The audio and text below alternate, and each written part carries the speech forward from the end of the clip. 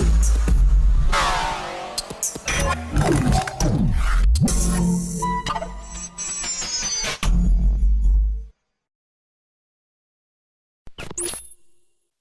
name is Carl Gully, and I'm glad that I get to be back up here with you guys. We missed you this summer, and we have been waiting for you that have been stepping into school for the first time, and we're really glad to have everybody back here tonight. We're actually launching a new series called Anchored, and really pumped about what God's going to do through this series that finds its root stemmed in a beautiful passage that you just heard us read during worship. We love the Word of God.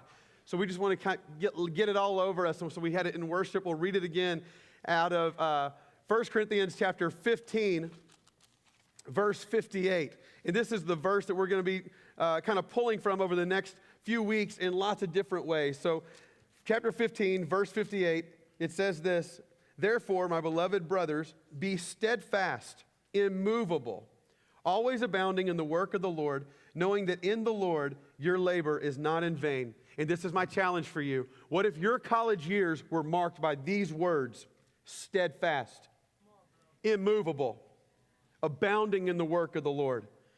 If that was to be the phrases that described your collegiate years, you truly would be anchored. So over the next few weeks, we're going to talk about what it means to be anchored by looking at this verse and looking into the life of Jesus and other scriptures as well. Because when I meet different people on campus and interact with different students, I meet people who just go, I want to go for God. I want to be anchored in God. So our prayer is through what we're doing here at Antioch Community Church and through what God does in your life is that you'll get anchored more than ever before. Now, I'm the college pastor now, obviously, but many moons ago, I was a youth pastor. I was a youth pastor for 10 years and loved every bit of it. One November, I held a leadership retreat and noticed that one teenager that I had discipled and poured into for a long time no-showed the retreat. So after the retreat, I called him, finally got a hold of him, and I was just like, where you been, bro? And he just was kind of him-hawing, backpedaling the whole conversation, and finally he just comes out with it. And he says, "Carl, you planned the retreat on opening weekend of hunting season."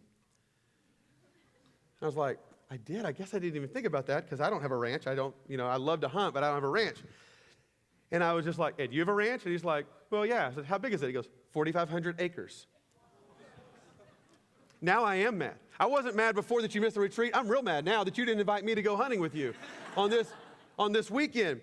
And so he just said, "Well, I didn't know you hunted, bro." And I was like, "How have we hung out all this time and not known this about each other?" So he starts letting me go hunting with him. And I'm friends with him and with his dad and with his mom. I've been a junior high football coach for years, and I'd coached him. We just had lots of relationship. So they gave me the keys to the ranch, basically. Anytime you want to, Carl, come by the house, grab the keys to the ranch. The thing was, I drove basically the equivalent of a Honda Civic, okay? Those don't do well on ranches. So that they told me is the boy that I discipled in high school, his name was Wes. They said, anytime you want, you come get Wes the keys to the ranch, and you can have Wes's truck, and we'll just swap out. And so I did that all the time. It was heaven.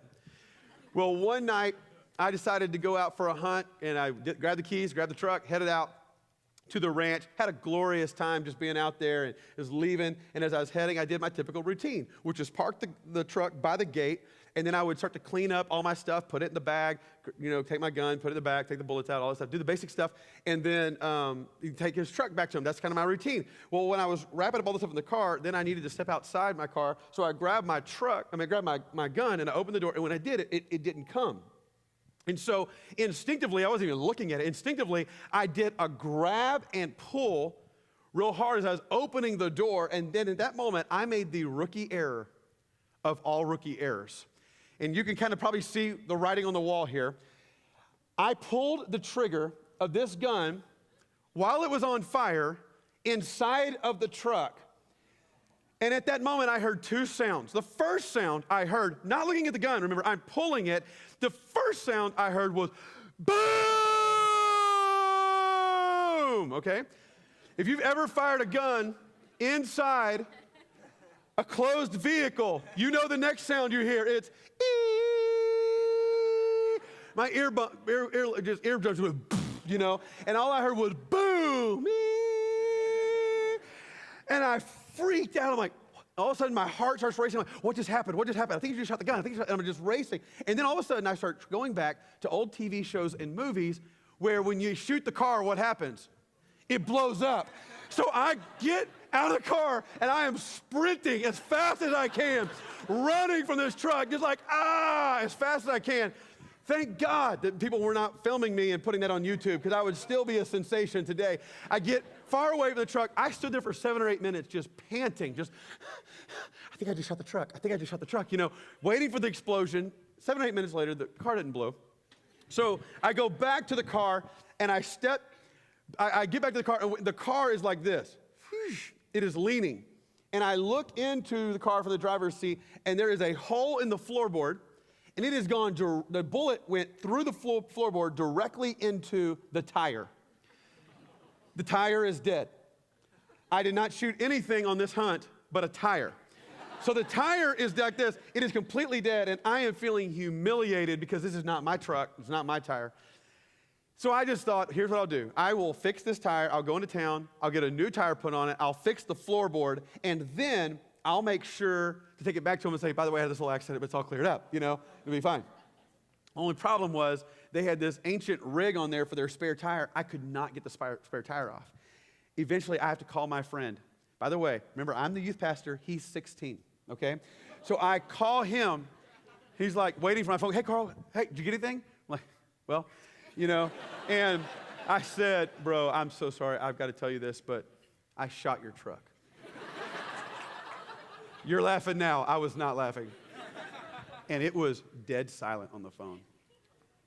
And I thought, he is ticked off. Now, much later, he told me that he had, at that moment, taken the phone away from his mouth. It was like, but at the time, I just heard dead silence, and I'm like, shoot, what am I going to do? He's like, well, are you okay? I'm like, yeah, I can't get the spare tire off. I'll fix it for you, Wes. Can you help me? He's like, I've never done that. Only my dad has. I'll get my dad. Yeah, there's a reason I've never told this story in Dwelling Place. For all the old people here, like, I've never heard this. There's a reason. It's because of this moment. So he goes and gets his dad. He's like, nicest guy, Steve. He's on the phone, and he's like, hey, Carl, how you doing? And I'm like, well, not so good, Steve. I shot your truck. And he's like, you did what? I was like, I shot your truck. And I'm so sorry, and I will fix it. I'm having trouble with the spare tire. And he just pauses, and he's like, happens all the time. I'm like, I don't know where you come from, where I come from. And I was like, bang, okay, we're done with the hunt. Kill the tire. But that's not what I was expecting. He's like, happens all the time. No big deal. Just take it to the tire shop, and I'll take care of it. No big deal. And I was like, no. I just need to know how to get the spare tire off. I'll take it into town. I'll fix it, and it'll be good. And he's like, no, just take it to the tire shop. We go back and forth. Eventually, I get it, the spare tire on. I take it to the tire shop, and I just hardly could sleep that night. I was like, I cannot believe I shot a truck. Just going on and on in my mind. I show up at the tire shop. They will not let me pay for it. It's already been paid for. And I am just frustrated. I call Steve, and, he's not answering on purpose, because he's just like, no, I've got this covered. I've got this covered. And I'll never forget the next time I saw Steve. Because the next time I saw Steve, there was this feeling of deep awkwardness on my part. Have you ever experienced that where you have some awkward tension or awkward history with somebody? Maybe like you didn't return 7 of their phone calls. And then you see them and you're like, oh, yeah, I forgot, And it's just awkward and you don't want to see them. Or you dated their brother or their sister and you're like, I forgot, You're trying to, but I shot your truck. That's what I'm feeling, at that moment. Awkward moment. So you want to keep your distance. But Steve would have absolutely none of that. And he's just like, Carl, it's over. But it's just, don't worry about it. But it's just, you just feel this awkward tension. And so you just want to go, I just wish that would have never happened. Wish I had a fresh start. That's actually why a lot of people love going off to college. Especially if you're from a small town where everybody knows you, or a small school where everybody knows you. You might love that town, you might love that school, but your reputation is entrenched there.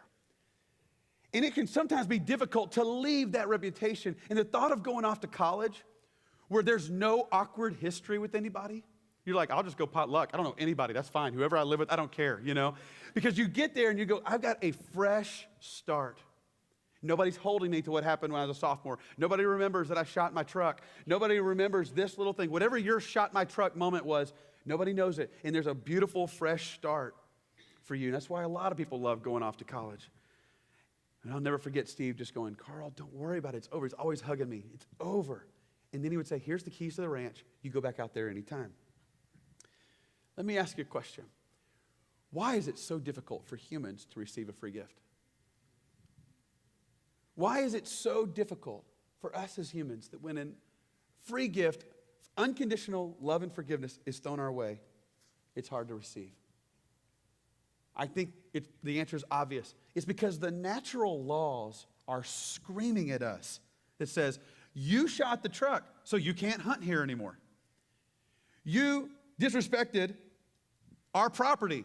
We're not going to be friends. You made me pay out of my pocket for a tire, so you need to pay me back. You need to go to jail.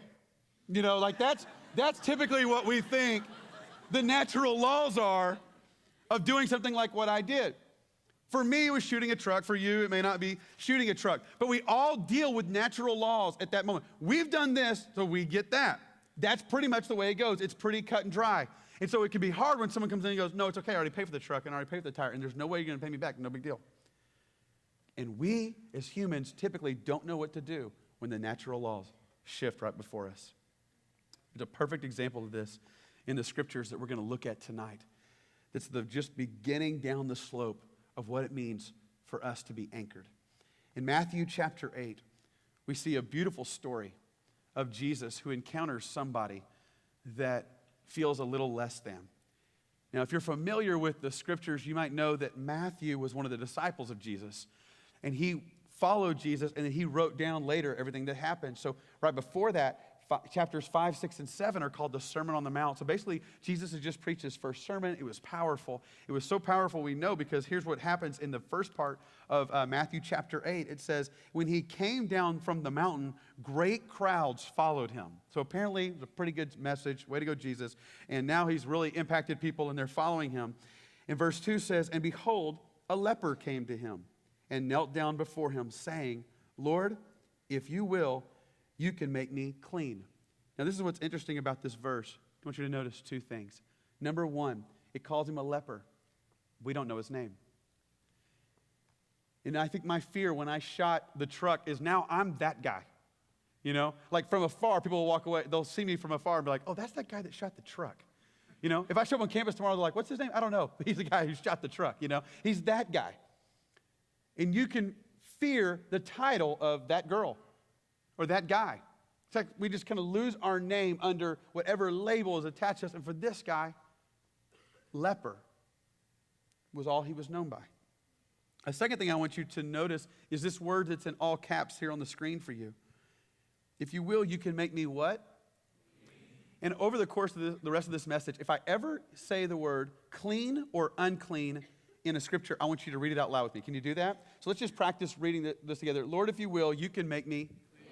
I want you to say these words every time it comes out of my mouth, because my question is, why did he say, you can make me clean? If he's got leprosy, he would be saying, can you make me better? I want to be healed.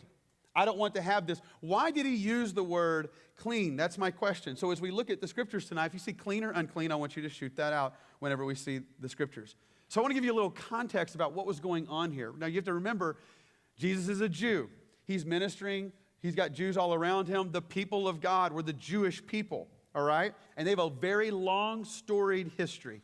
It starts, way back in a garden, and then they start moving forward. They fall into sin. It kind of grow, and lots of people, and then they all die, and then through a flood, and then they kind of start going one by one by one.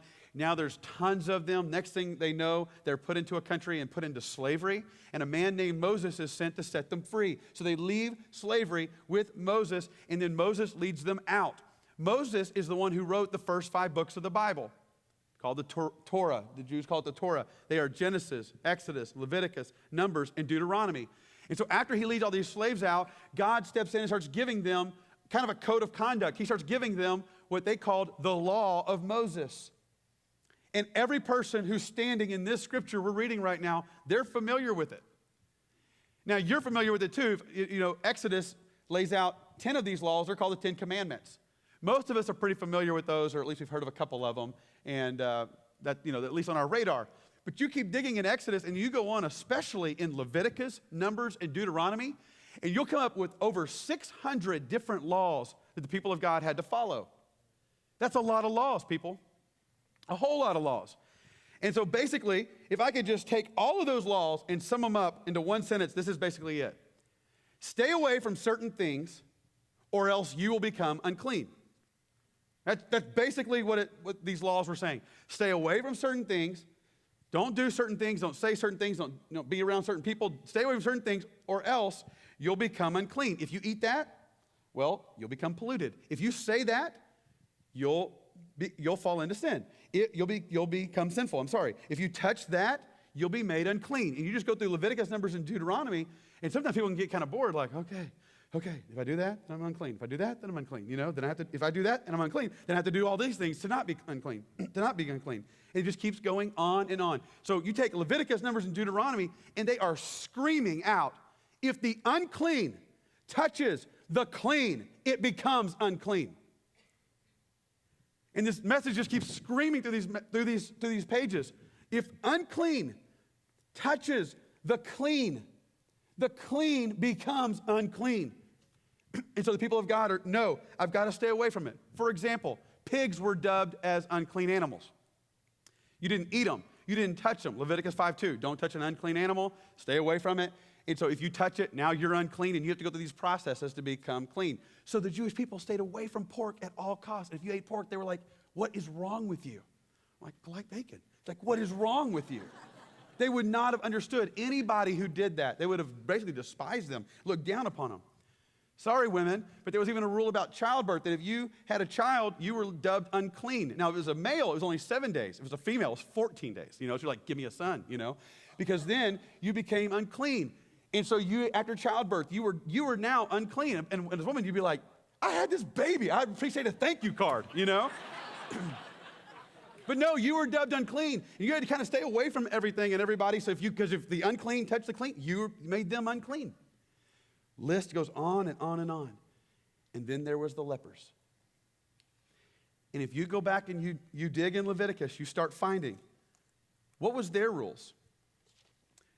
And like we always do at Dwelling Place, we're going to look into Leviticus now, in Leviticus chapter 13.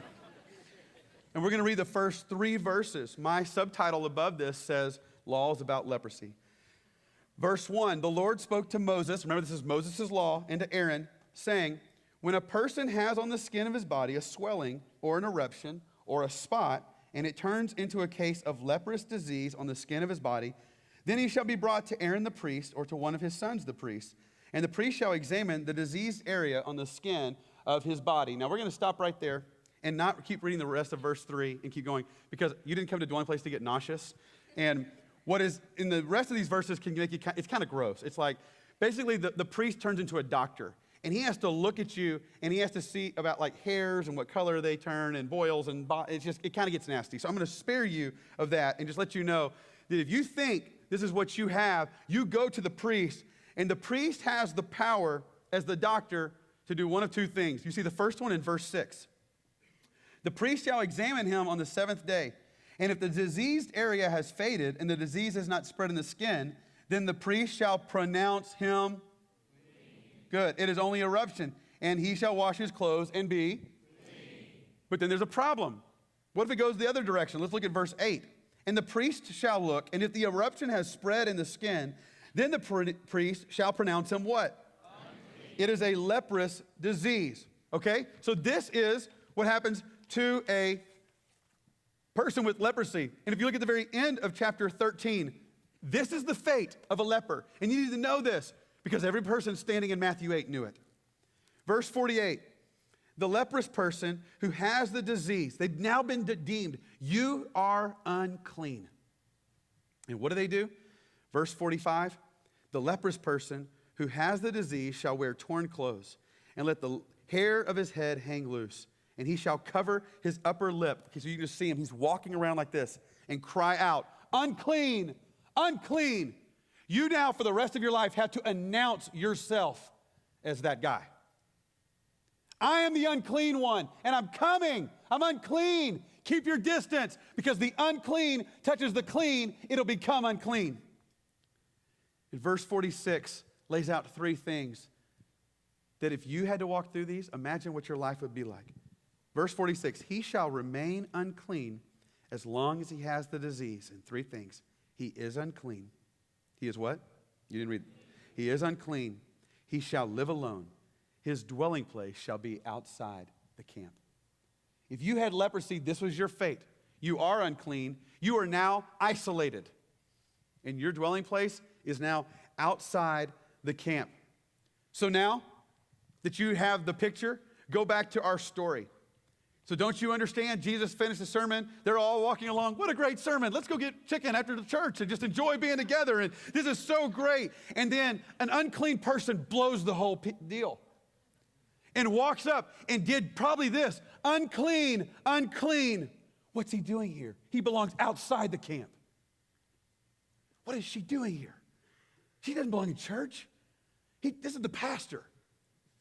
And that's the exact thing that's going on. And the people start to scatter. Why? Because Leviticus 5 says, don't touch an unclean person, or else you become unclean. And this right here, don't you just know, Jesus is here, and that unclean one is coming, and the law of Leviticus just standing right between them all. And everybody's watching Jesus to go, so what's he going to do? And what Jesus does in this next verse is the very beginnings of what will help you be anchored forever. Because you're about to look deep into the nature and the character of our Messiah.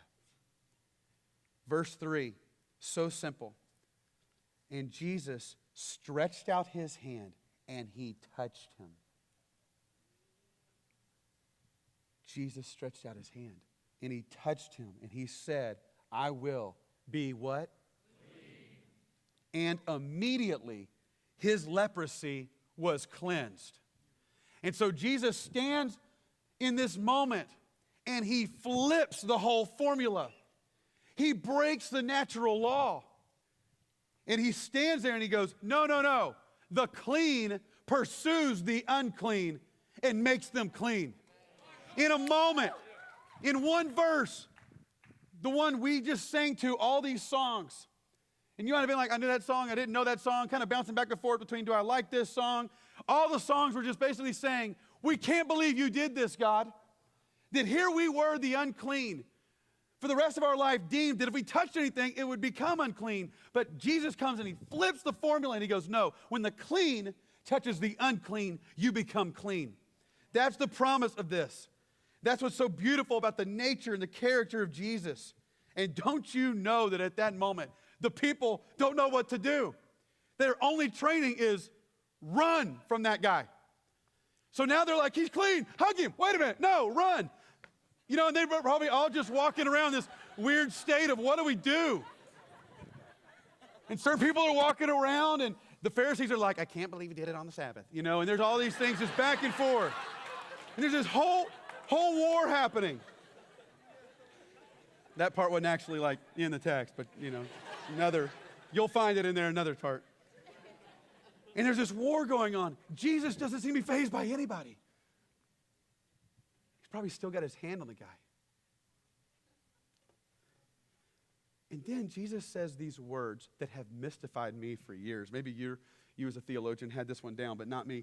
Verse 4, and Jesus said to him, see that you say nothing to anyone. Can you imagine? You've had this forever, lived isolated, screamed unclean to everybody. And then the first thing Jesus says is, don't tell anybody. Don't tell a soul.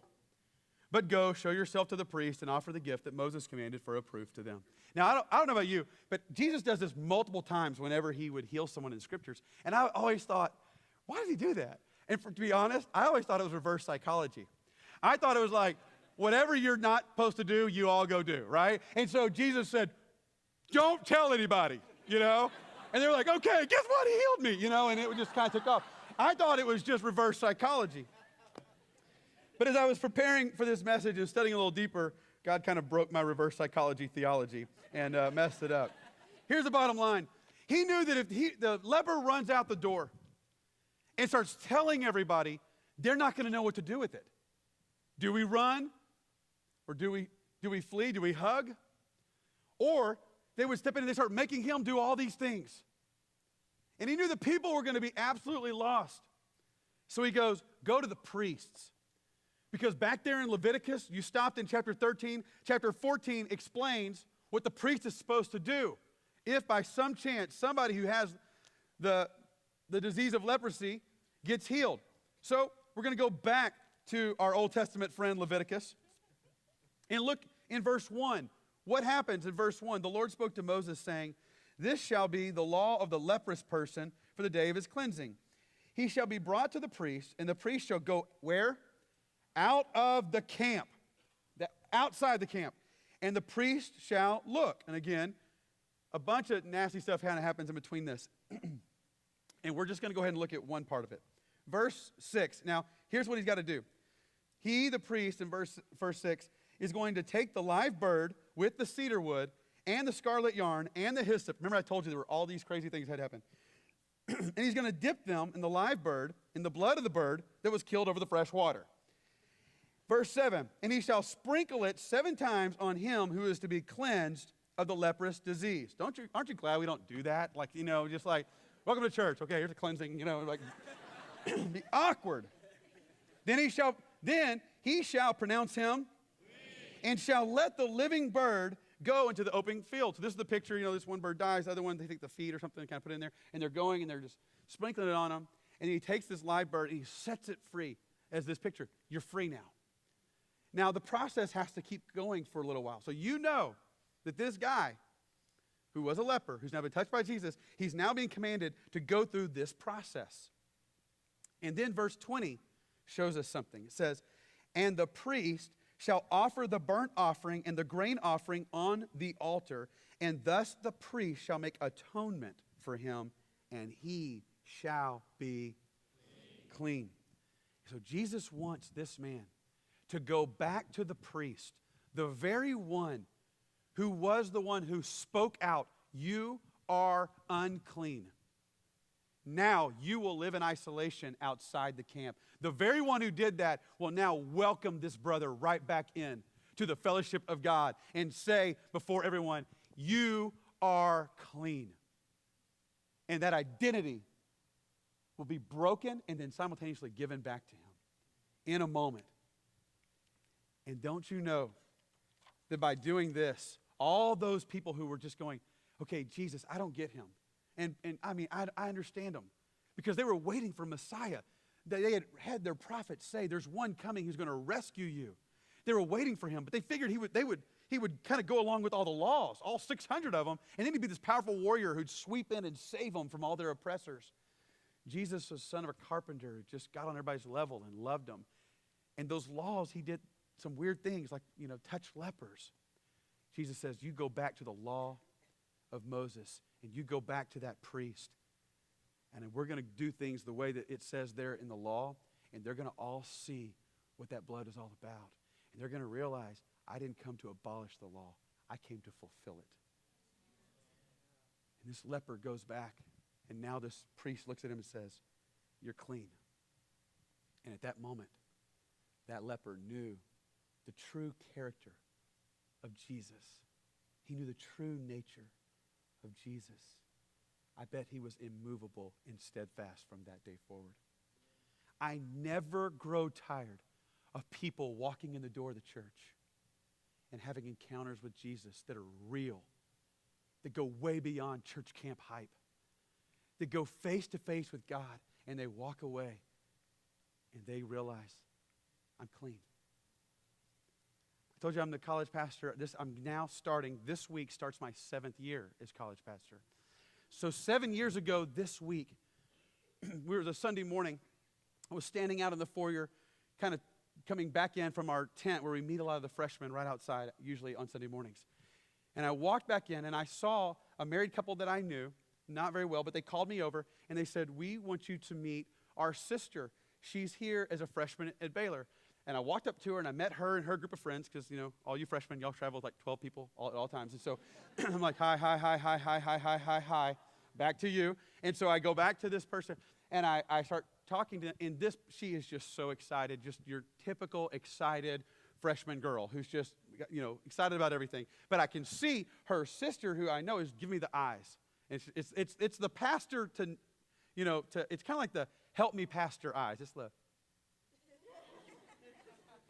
eyes, like it's kind of like, you need to go get her when I leave, is kind of the eyes that I'm getting from her, from this sister.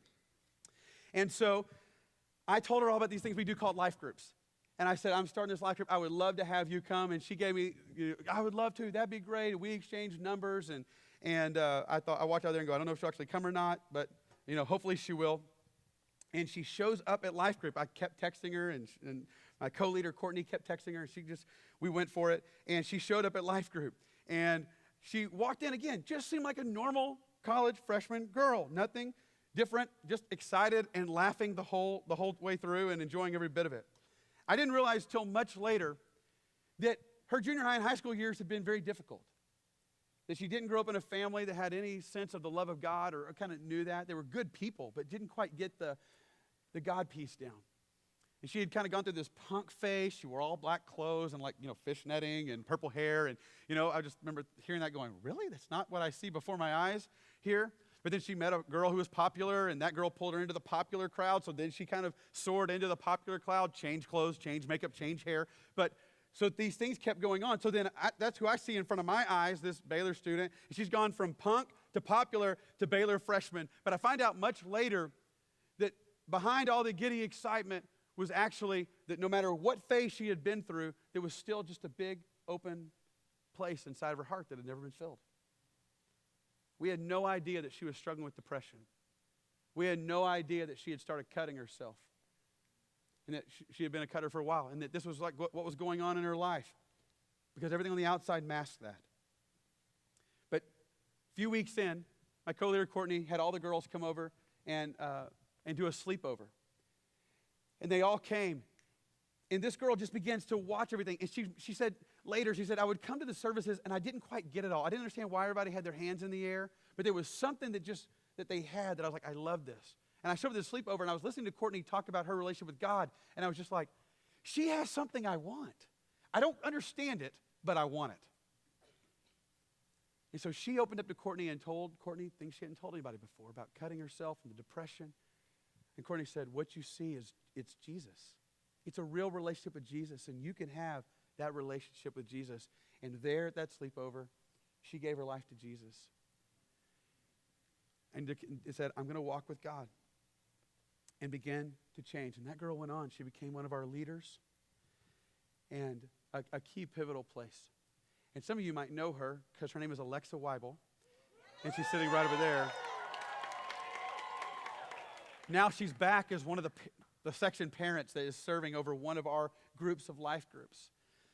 But for a guy who was sitting in the who went from the lobby to the life group to watching Alexa's journey, and then I got the opportunity to do her wedding. And so I'm standing here, and she got married to the guy who's playing the keyboard tonight, Owen. And if you're new here, the people you're looking at right here, the Weibel family, they're like legends around here.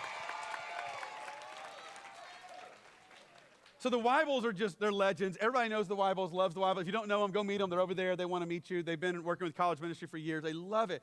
And so they have this great family. And I was standing here doing this wedding, and I'm looking at them, and it was hard for me to get through the wedding because I kept looking over at Alexa. And I kept thinking about that day in the lobby and those days in life group, thinking, is this going to work? And realizing that there was a fork in the road for her. But she heard the voice of one saying, could it be true that I could not be unclean anymore? Could it be true that the things that nobody knows about, that God could come in and it could be real, not just some church experience, but real?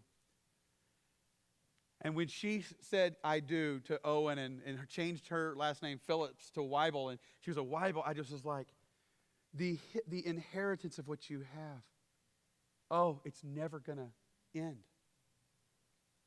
Because one went from unclean to clean and has now been given a whole new runway to run on.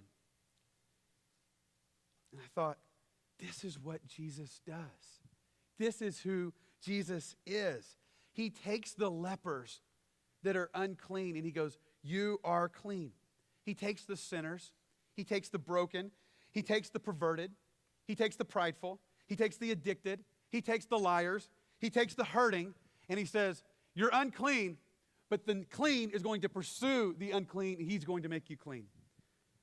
That's what Jesus does. And that's why I love Jesus. The question is, how did he do that? Remember those places back in Leviticus where it talked about the lepers would go outside the camp? The priests would have to go outside the camp to do all those things. And one day, Jesus, he comes to earth and lives a perfect life. But he's there for one reason, for one day, and that is to die on the cross for the sins of every man, woman, and child that will ever live, from ever. And he took a cross. In Hebrews chapter 13, verse 12 and 13 tells us where he ended up. It says, so Jesus also suffered outside the gate in order to sanctify the people through his own blood. Therefore, let us go to him outside the camp and bear the reproach he endured. In other words, Jesus knew the lepers were outside the camp. He knew those of us who were sinners and broken and ashamed were outside the camp. So he didn't go to the pretty place. He went outside the camp. He went to us. He pursued us. He took all of our sins on himself, and he said, I want to make you clean.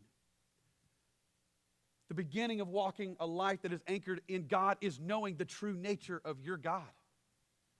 And as we close tonight, I just wonder if there's some people out there that are hearing this and going, I don't know, I really know Jesus in that way. But I want to know Jesus in that way.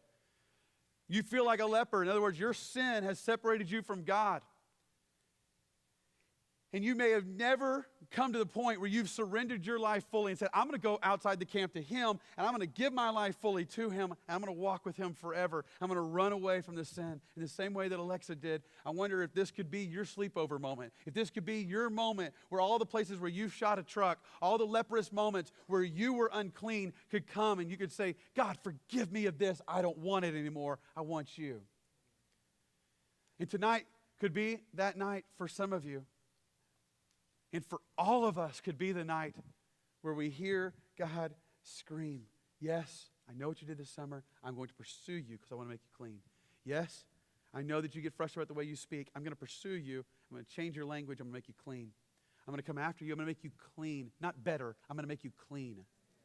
I'm going to come after you and not just make you a little better so that you're not that bad anymore. You're not as bad as you were. I'm going to make you clean from your addiction, clean from your shame. I'm going to show you what clean is. And so I just want us to close our eyes right now. And it might be that if you're out there tonight and you're one of the ones who is saying, I don't know that I have a relationship with Jesus. I don't know that I'm walking with him. I know that I still have sin in my life. And I've never fully repented of that and turned from it. Like that song said earlier, the cross before me, the world behind me. And it might be that tonight there's some of you that are saying, that's my song tonight.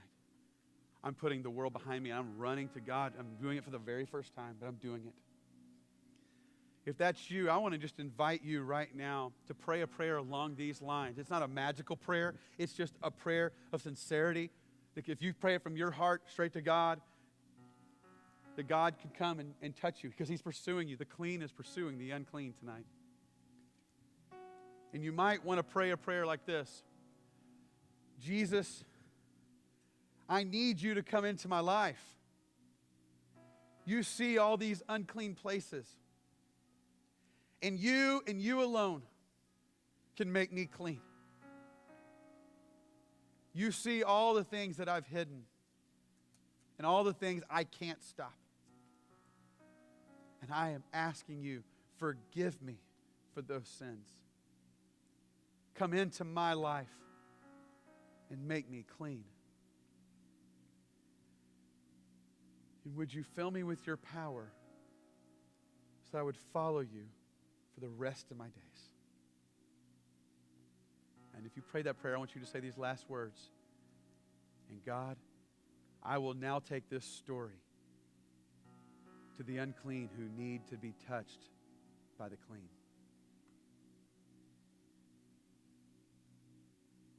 And Lord, for every person who prayed that prayer, would you just fill them right now with your peace, your grace, your never ceasing love and mercy. Just fill them up, God. Just calm all the fears and give them your unconditional love right now, God. Come, God, touch every person in this room.